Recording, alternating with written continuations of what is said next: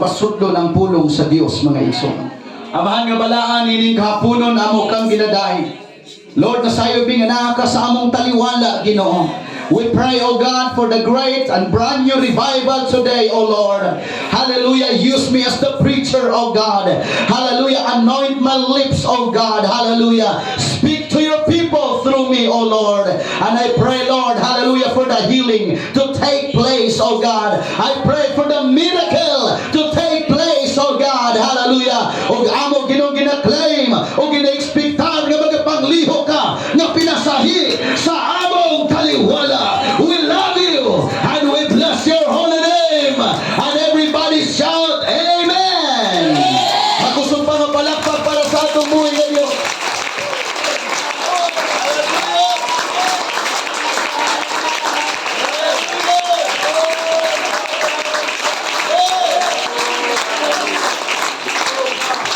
Praise the Lord. Di kumulayo sa atong tema.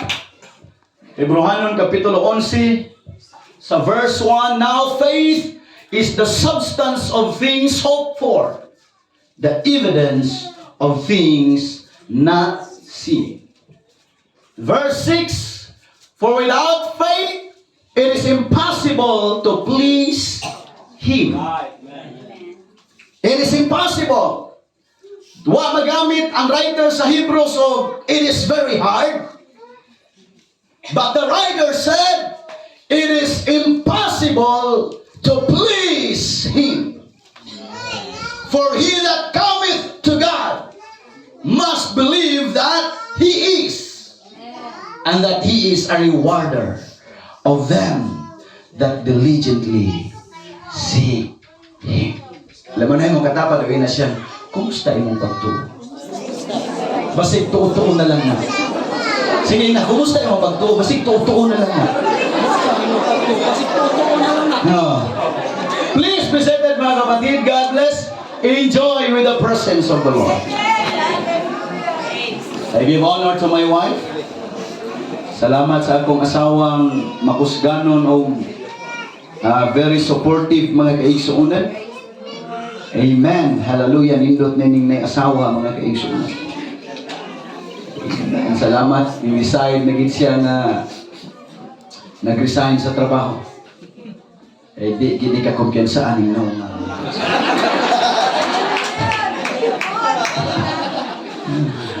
Ngano ba po ni bitaw?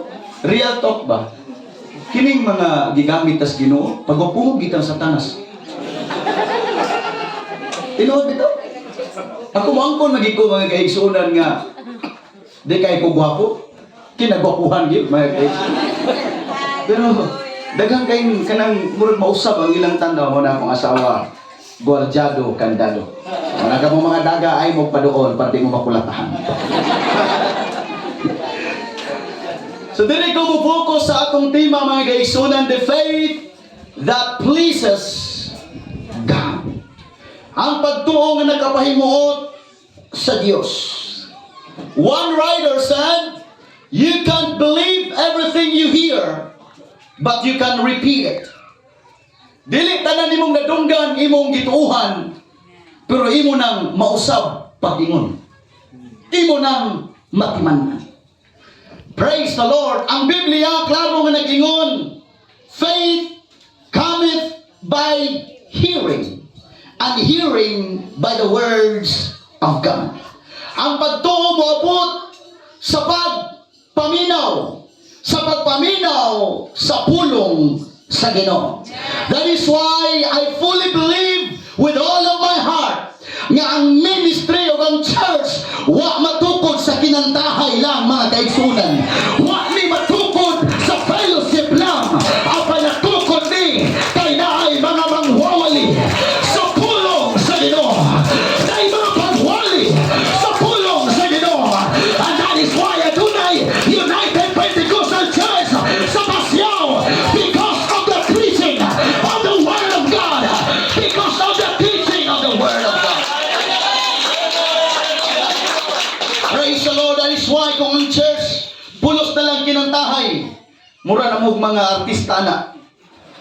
Hello? Kung ang church ang ipakadako, ang music lang, mura na tag mga banda na. That is why salamat sa iyo United Pentecostal Church. Dili man ingon sa pagpasigarbo sa atong sikta mga kaigsunan, pero ato king gitagag importansya ang pulong sa Ginoo. Kaya ang pulong sa Dios kamahalan halis pa sa espada ng sulab. Ang pulong sa Dios sagrado. Ang pulong sa Dios kuusap sa kinabuhi sa tao. Magusog ka palakpak para sa atong buhay nito. The more kang maminaw sa pulong sa Dios, the more nga magkadako ang atong pagtuo. Praise God, hallelujah.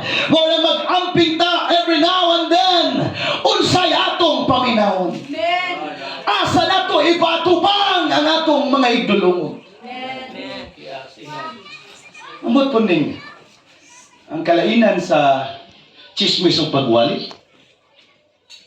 Kaya ang wali naanay sounds pero tulog-tulugan. Kakusog na sa mic ko.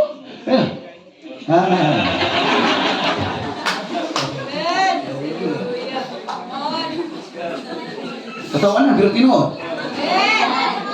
Pero kini chismis. Bisag hinay pero doon. Unsa to? Apila po.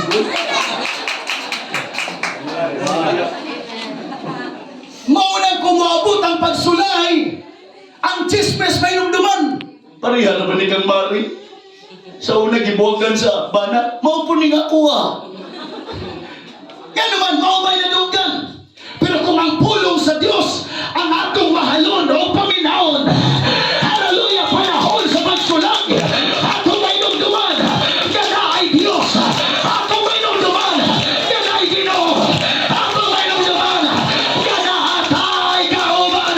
Panahon sa pagsulay, panahon sa mga problema.